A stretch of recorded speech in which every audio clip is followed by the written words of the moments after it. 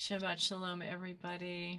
Shabbat Shalom. I'm so grateful to be here. I'm Chaya Gusfield, Rabbi Chaya Gusfield from Northern California, Anne's cousin. And this morning we are on Vayeishev, which is in Genesis. That's where we are located in the Torah.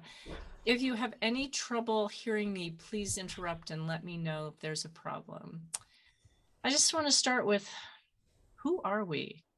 And whose voices do we carry in our bodies and in our spirits and in our actions, whether consciously or not? This is the question we're going to be looking at this morning. But before we delve into it and into our discussion of this Torah portion, I want to divert for a moment to ask, what is Torah?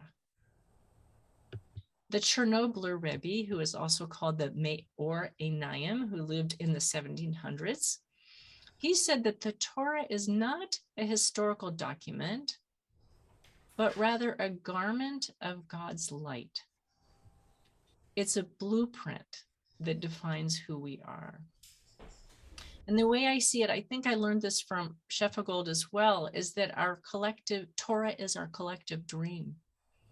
And our job is to ask, what do the stories, the text, the words guide our lives today and every day? And where is our life embedded in Torah? Of course, it will be different for each person and different for each of us every time we engage with Torah texts. And I think that's what's kind of exciting about studying Torah, is it's always new, no matter how many times you look at the same portion. Well, this portion is filled with intrigue and adventure and drama and challenge, with 4 chapters that are so rich with events. We have Joseph's dreams, Jacob's love for Joseph, the rivalry of the siblings, and Joseph being sold to slavery, Yehuda and Tamar, Joseph in Potiphar's home, and Joseph in prison, the dreams of the baker and the wine butler, and Joseph interpreting those dreams. There's a lot. But actually, it was the first verse that stopped me in my tracks. Vayeishev Yaakov be'eretz megurei aviv be'eretz Canaan. Jacob dwelt in the land of his father's sojourn, the land of Canaan. So this portion begins with Jacob's conscious return to his father Isaac's land. Note, he's not returning to his father. His father died last week. He's returning to the land, the rocks, the mountains, the sky, the creeks, the animals who live there.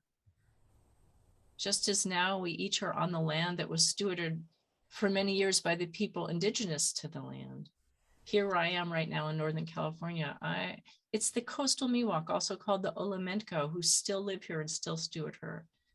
We offer gratitude to this land, to the coyotes, the bunnies, the quail, the deer who prune our plants, the sea that bring the winds and is home to the sea creatures, and the sky that offers fog and rain. Jacob, returning to his father's land, invites us to ask ourselves, who are our ancestors? And where do we feel connected? What land do we feel connected with? As I began, who are we? Whose voices do we carry in our bodies, in our spirits, and in our actions, whether consciously or not? I hold this question every day about the voices of my ancestors, my spiritual lineage, my teachers, and the influence of family in my life. I try to notice how these relationships guide me, and when I feel lost, I try to remember to ask for guidance from them. Ordained in the Jewish Renewal movement, I take seriously my spiritual lineage of what the Hasidic Rebbes have to offer, as much as I take seriously the relationships I have with my parents who are no longer alive, or my chaplain mentors, or even the teachings I received from the tragedies I've experienced or witnessed. I inherited all of it.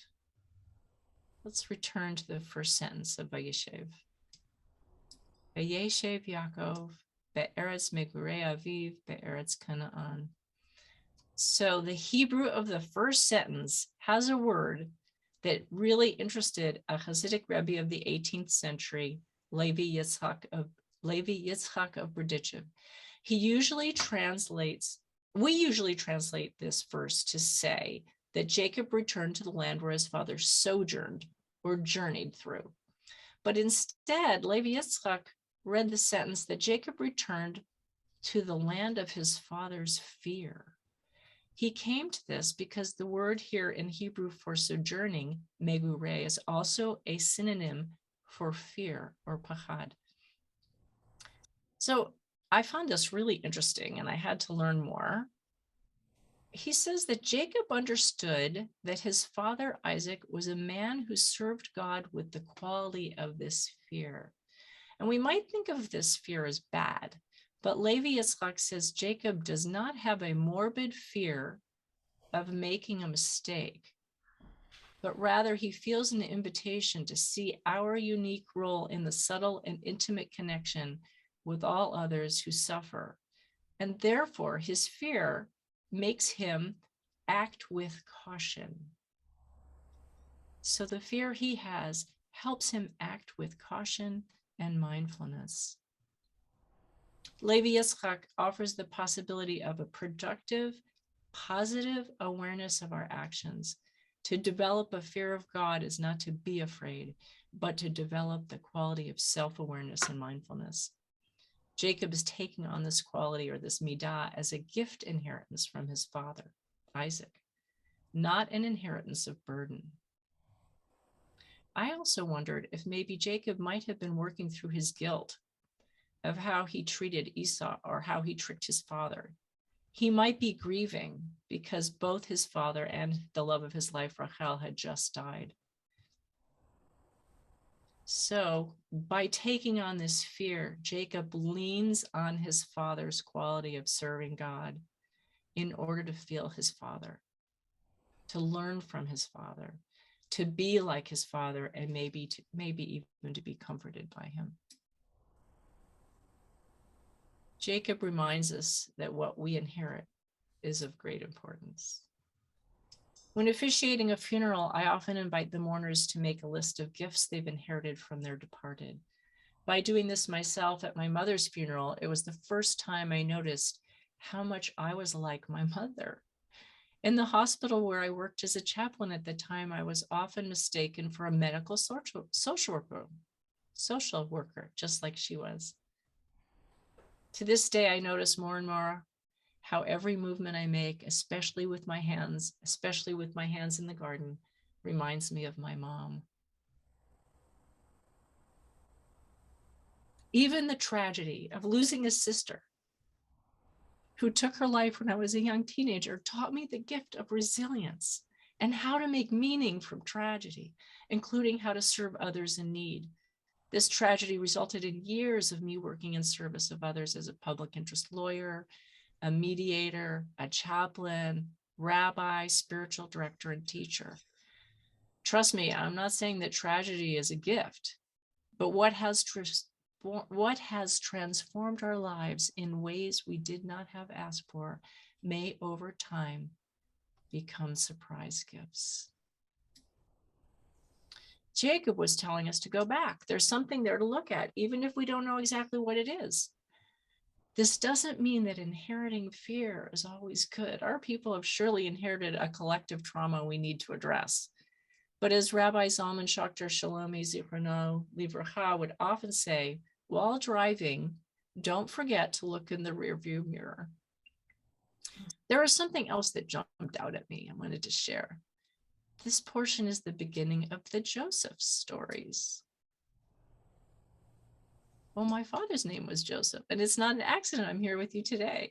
I can't ignore that.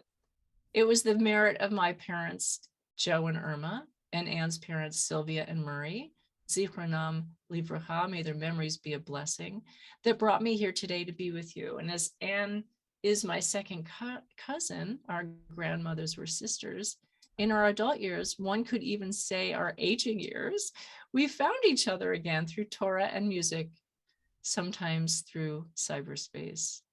And through the study of this portion, I noticed for the first time that I also follow in my dad's footsteps.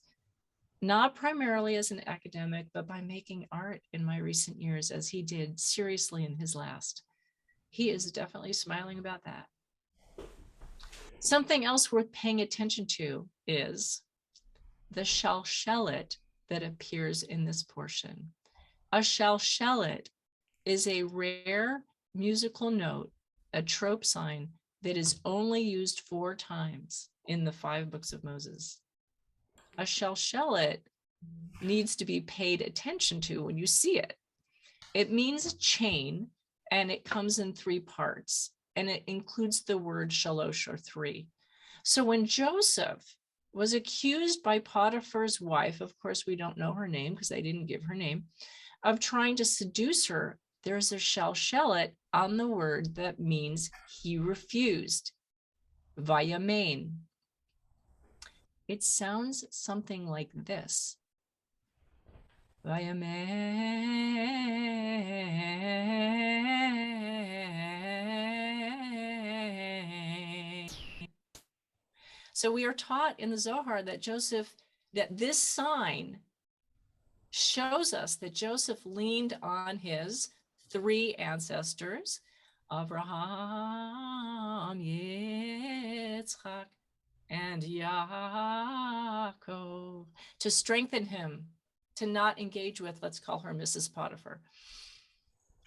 So I just think that the shalshelet is like a portal into another world. So we need to always pay attention to. So I invite us all to take a look at the ones who came before us, including those who show up in Torah narratives, and ask what gifts or qualities did they give us we might want to return to, even if the gifts might be painful, surprising, or slow in coming. I end with a non-rhetorical question. Who are we? Whose voices do we carry in our bodies and in our spirits and in our actions, whether consciously or not? Shabbat Shalom. Amen. Thank you, Chaya.